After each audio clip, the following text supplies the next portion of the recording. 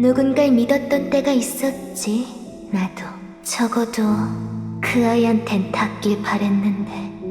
고문에 가까운 잔혹한 실험을 통해 바이탈 포스 능력을 각성한 소녀. 치명적인 상처와 고통에도 감각이 무뎌진 신체를 가졌지만 마음과 정신은 눈물로 얼룩진 소녀가 있습니다. 보석처럼 아름다운 눈을 가져 붙여진 이름 가넷. 그녀는 어떤 이유로 루미아 섬에 들어온 걸까요?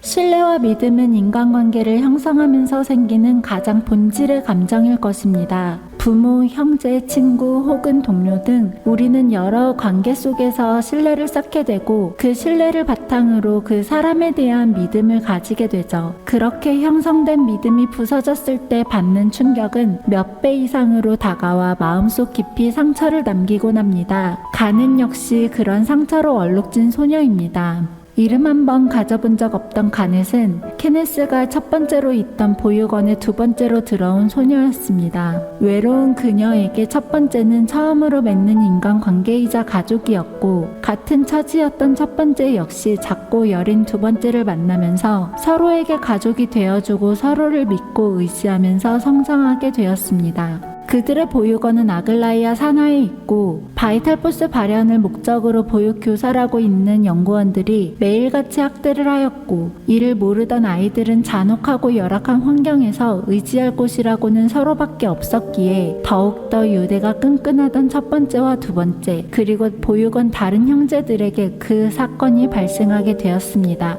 바로 케네스의 각성으로 보육원에 큰 폭발과 화재가 나게 되었고 아수라장이 된 틈을 타 아이들은 뿔뿔이 도망치게 되었습니다. 케네스는 가넷에게 어디서 뭘 하고 있던 반드시 찾아갈 테니 기다려달라는 약속을 했고 가넷은 그 약속을 굳게 믿고 도망치며 헤어지게 되었습니다. 하지만 시간이 지나도 케네스는커녕 다른 아이들의 행방조차 알 수 없었고 이대로 마냥 기다릴 수만은 없던 가넷은 형제들 그리고 케네스를 직접 찾아 나서기로 결심합니다. 이런 곳에서 길을 헤맸었지.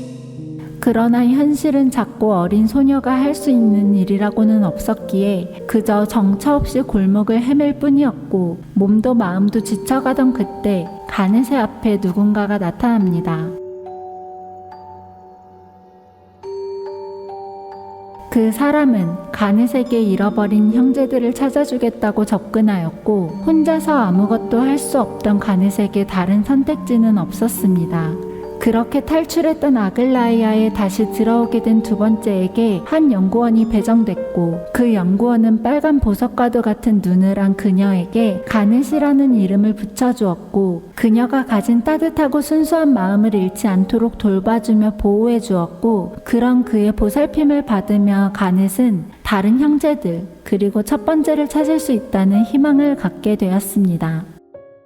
하지만 그런 희망 따윈 잔혹하게 산산이 부서져 버렸습니다. 너흰 절대 잊지 않을 거야. 영원히. 가넷의 데이터를 확인하여 이대로는 능력 각성을 할 수 없다고 판단한 아글라이아는 담당 연구원과 부서를 옮겼고 그 이후로 가넷은 지옥보다 끔찍한 삶을 살아가게 되었습니다. 물리적, 정신적 위협에 따른 스트레스와 바이탈포스의 관계성과 발현, 그리고 육체와 정신의 손상이 바이탈포스에 어떤 영향을 미치는지에 대해서 실험하고 연구하기 위해 새로 배정된 연구원은 가넷을 말 그대로 고문하기 시작하였습니다. 베거나 찌르거나 부러뜨리는 등 너무나도 끔찍하고 잔악한 실험은 가넷의 몸을 망가뜨렸고 시신경 손상으로 색약이 생겨 흙과 백으로만 보게 되고 두부 외상으로 인한 후각장애로 냄새를 맡을 수 없게 되며 외상 후 뚜렷한 이유 없이 발병하는 알 수 없는 자결감, 감전, 베이는 느낌 등의 통증을 호소하는 질환을 갖는 등 감각신경계에 이상이 생기게 되었습니다. 또한 그녀의 정신을 망가뜨리기 위해 고민하던 연구원은 가넷이 그들에게 다시 온 목적을 건드렸고 아이들, 특히나 가장 애착 관계였던 첫 번째에 대해서 너 따위는 잊어버렸다. 널 배신하고 잊어버린 채 편하게 살아가고 있다라며 지속적으로 세뇌하기 시작하였고 처음에는 강하게 부정하였지만 지속적인 신체적 고문으로 인해 약해진 정신은 점점 무너져 내리기 시작하였고 결국 가넷에게 남은 건 망가진 몸과 상처와 증오로 뒤덮인 분노밖에 없었습니다. 고통으로 각인된 기억은 영원히 지워지지 않아. 그렇게 끔찍한 실험을 통하여 결국 아글라이아가 원하던 대로 바이탈 포스를 각성한 가넷은 루미아 섬에 내던져져서 실험체가 되었습니다. 이곳에 그토록 찾아 헤매던 첫 번째가 형제들은 까맣게 잊은 채 스스로 이름까지 붙여서 지내고 있다는 말과 함께 말이죠. 내 꿈은 어디서부터 어긋난 걸까? 예전 같은 사이로 돌아가기엔 너무 먼 길을 돌아와 버린 케네스와 가넷. 어쩌면 처음 만났을 때부터 서로에게 칼을 겨누는 미래는 예견되었을지도 모릅니다. 아글라이아에 의해서 말이죠.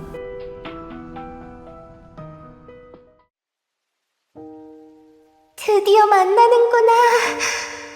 첫 번째. 아니, 케네스라고 불러야 하나? 헤어지던 날 우리가 했던 약속. 기억해? 어디서 무얼 하고 있든 반드시 찾아준다고 기다려달라고 했었잖아. 그런데 너는 여기서 다른 사람들이랑 태평하게 산책이나 하고 있네. 있지. 네가 이러고 있을 동안 나는 엄청 아팠다. 베이고 찔리고 부러지고 망가지고 다시 회복하고 또다시 베이고 찔리고. 그럼에도 네가 날 찾으러 와줄 거란 얄팍한 희망 하나로 견디고 견뎠어. 며칠 지나고 나면 오겠지. 내일이 지나면 오겠지. 오늘은 와줄까? 날 기억하긴 할까? 맞아. 잊을 수도 있어. 분명 그땐 둘 다 제정신도 아니었고 엄청 급한 상황이었으니까 용서할 수 있어. 대신 죽어서도 영원히 나를 잊지 못하게 만들어줄게.